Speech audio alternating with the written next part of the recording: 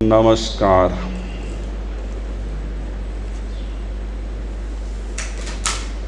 બધા સુખ શાંતિમાં છો?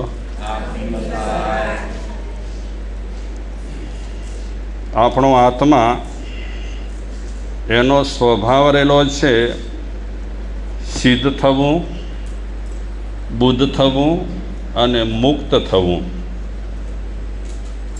આ આપણા આત્માનો સ્વભાવ છે. આપણો એટલે ખાલી માણસોનો નહીં, મનુષ્યોનો નહીં, જીવ માત્રના આત્માનો સ્વભાવ રહેલો છે સિદ્ધ થવું, બુદ્ધ થવું, મુક્ત થવું. પણ અત્યારે આપણે જોઈ રહ્યા છીએ કે આ સૃષ્ટિ પર જેટલા જંતુઓ રહેલા છે, ખાલી સૃષ્ટિ પર નહીં, ત્રણેય જગતમાં જેટલા જંતુઓ રહેલા છે એ જંતુઓ નથી સિદ્ધ, નથી બુદ્ધ, નથી મુક્ત. ત્રણેય જગતમાં, નરકમાં, મર્ત્યલોકમાં અને દેવલોકમાં જેટલાય જીવો રહેલા છે એ બધા જીવો અસિદ્ધ રહેલા છે, અબુદ્ધ રહેલા છે અને બંધાયેલા છે. અસિદ્ધ શા માટે, અબુદ્ધ શા માટે, બંધાયેલા શા માટે? સિદ્ધ થવાનો સ્વભાવ છે, બુદ્ધ થવાનો સ્વભાવ છે, મુક્ત થવાનો સ્વભાવ છે, છતાં પણ એ સ્વભાવ કેમ પ્રાપ્ત નથી થયો?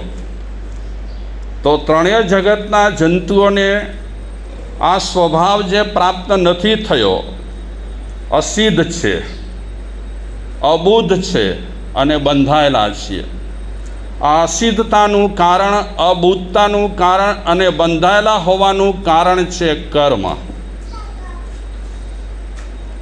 ત્રણેય જગતમાં જેટલા જીવો રહેલા છે એ બધા કર્મથી બંધાયેલા છે. ચાહે પછી નારકીના જીવો રહેલા હોય, ચાહે પછી દેવલોકના જીવો રહેલા હોય, ચાહે પછી આ મર્ત્ય લોક પર આપણે માણસો હોઈએ કે બીજા જીવજંતુઓ રહેલા હોય, આ બધા જ કર્મોને કારણે અત્યારે અસિદ્ધ છે. અત્યારે આપણા બધાના આત્માની દશા છે ને કથળેલી છે, ટલે ચડેલી છે. આપણા બધાના આત્માની કેમ ટલે ચડી છે, કેમ કથળેલી છે?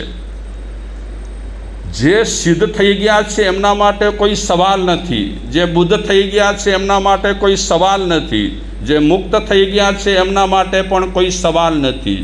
સવાલ હોય તો આપણા માટે છે કે આપણે કેમ અસિદ્ધ રહ્યા, આપણે કેમ અબુદ્ધ રહ્યા, આપણે કેમ બંધાયેલા રહ્યા. તો એ બંધાવાનું કારણ, અબુદ્ધ રહેવાનું કારણ અને અસિદ્ધ રહેવાનું કારણ કર્મ રહેલા છે. આપણે બધા કર્મની જંજીરોમાં જકડાયેલા છીએ. જ્યાં સુધી આપણે કર્મોની જંજીરમાં જકડાયેલા છીએ ત્યાં સુધી આપણે બધા અસિદ્ધ રહેલા છીએ. જરાવાર આપણે સારા હોઈએ, જરાવાર પછી આપણે બગડી જઈએ, કોઈ ઠેકાણા નહીં. અને આપણા બધાના આત્મા પર એટલા થર લાગેલા છે. શેના થર લાગેલા છે? કર્મોના થર લાગેલા છે. જ્ઞાનાવરણીય કર્મ, દર્શનાવરણીય કર્મ, વેદનીય, મોહનીય, આયુષ્ય, નામ, ગોત્ર, આ બધા કર્મોના થર આપણા બધાના આત્મા પર લાગેલા છે. અને જ્યાં સુધી એ થરો આપણા આત્મા પર છે ત્યાં સુધી આપણો જે સ્વરૂપ રહેલો છે એ ઢંકાયેલો પડ્યો છે. અત્યારે આપણે અવળ ચંડાઈઓ કરીએ, ઘડીએ ઘડીએ આપણી અવળ ચંડાઈઓ ચાલુ જ પડી હોય, જરા વાર સીધા હાલીએ અને થોડી વાર પછી અવળ ચંડાઈ ચાલુ. આ અવળ ચંડાઈ શેના કારણે છે? કર્મોને કારણે અવળ ચંડાઈ છે. વારે ઘડીએ આપણો જીવ છે અવળ ચંડાઈ કરતો રહેતો હોય છે. જ્યાં સુધી આપણે સિદ્ધ નથી થયા, બુદ્ધ નથી થયા, મુક્ત નથી થયા, ત્યાં સુધી આપણા બધાની દશા આમ બગડેલી પડી છે, સાવ બગડેલી પડી છે. અને આપણું અત્યારે જે જીવન છે તે ભેળસેળિયો જીવન છે. આમ તો ભેળ ખાવામાં મજા આવે, પણ ભેળ ખાધા પછી બહુ આપણે ભેળ ઝાપટીએ ને તો પેટમાં પછી ચૂકો આવે. તો આપણો અત્યારે જીવ છે, આપણો અત્યારે આત્મા છે, એ ભેળ શેડીઓ રહેલો છે. આમ જોવા જઈએ તો કર્મ છે એ ચેતનવાળા નથી, કર્મ જડ રહેલા છે, પણ અત્યારે ચેતનવાળાની દશા બગાડી નાખી છે. આપણે બધા કોણ છીએ?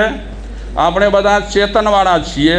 આપણા બધામાં જીવ છે ને? આપણા બધામાં જીવ. જરા જોઈ લેજો ચોંટિયા બોટિયા ભરીને કે જીવવાળા છીએ કે જીવ વગરના છીએ. રમકડા તો નથી ને આપણે? જો કે આપણે રમકડા જ રહેલા છીએ. કોના રમકડા રહેલા છીએ? કર્મ રાજાના આપણે બધા રમકડા રહેલા છીએ.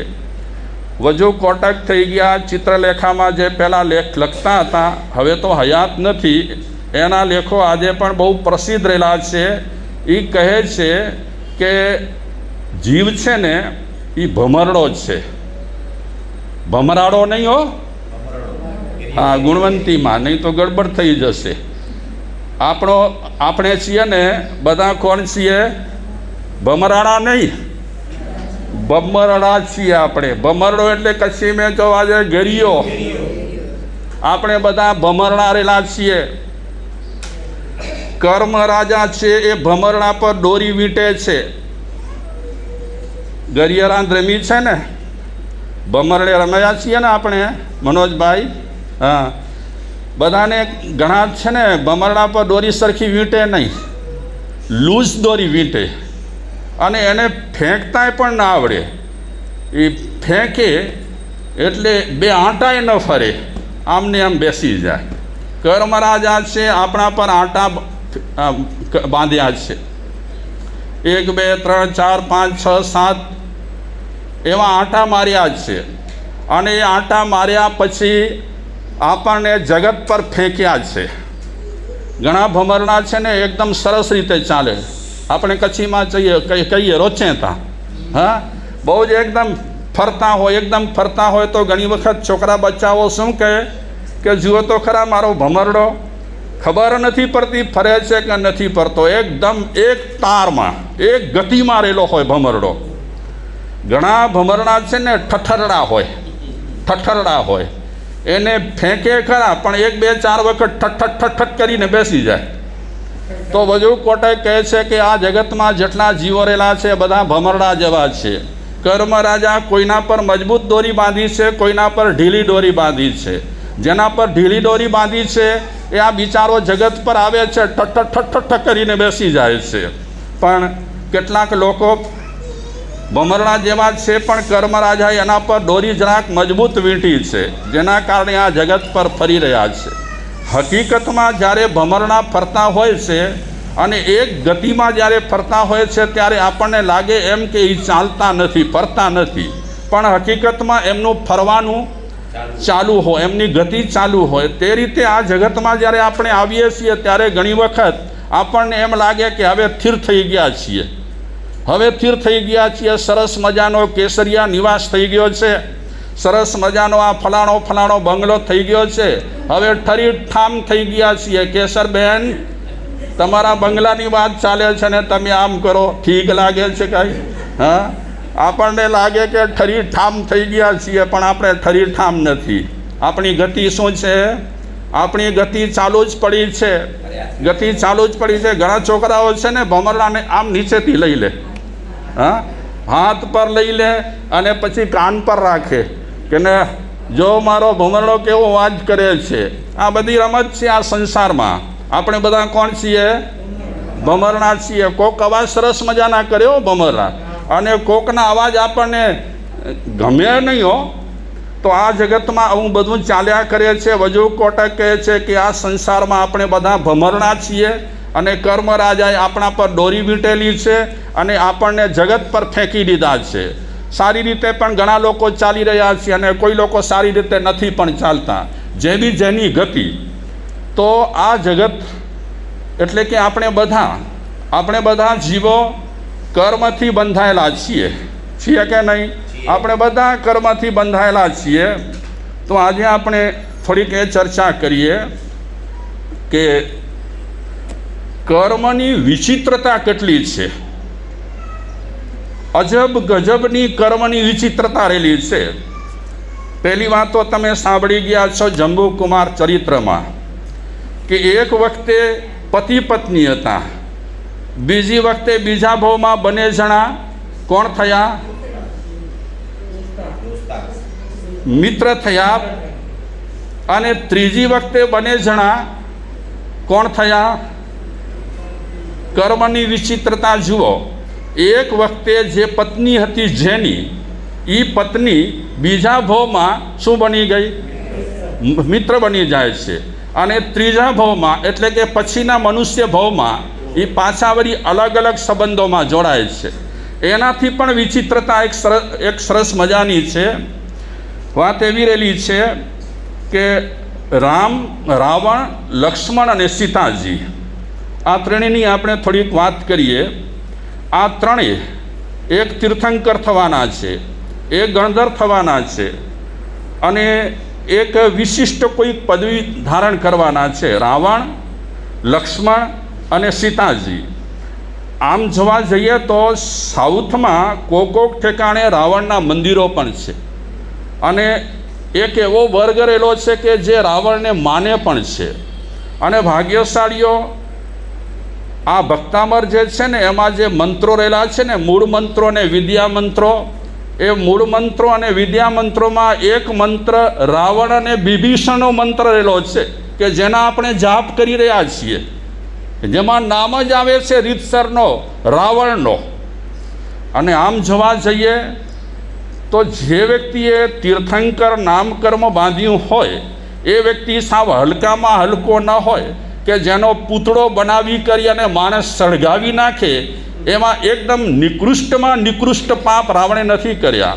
અને જૈન દર્શન તો માને છે કે આ રાવણ છે આગામી 24માં કોણ થવાના છે? તીર્થંકર થવાના છે. તો રાવણ, લક્ષ્મણ અને સીતાજી આ ત્રણેય આમ તો મોક્ષગામી કહેવાય. રાવણ પણ મોક્ષે જવાના, તીર્થંકર થાય એટલે તો સીધે સીધો એમને મળી ગયો પરવાનો. જે કેવલી થાય એને પણ પરવાનો મળી જાય મોક્ષમાં જવાનો. પણ આ ત્રણેય જણ કોક તીર્થંકર થશે, કોક ગણધર થવાના છે. પણ આ ત્રણેય જણના કર્મની વિચિત્રતા જોવા જેવી છે. તો જરાક આછી ઝલક હું આપું છું.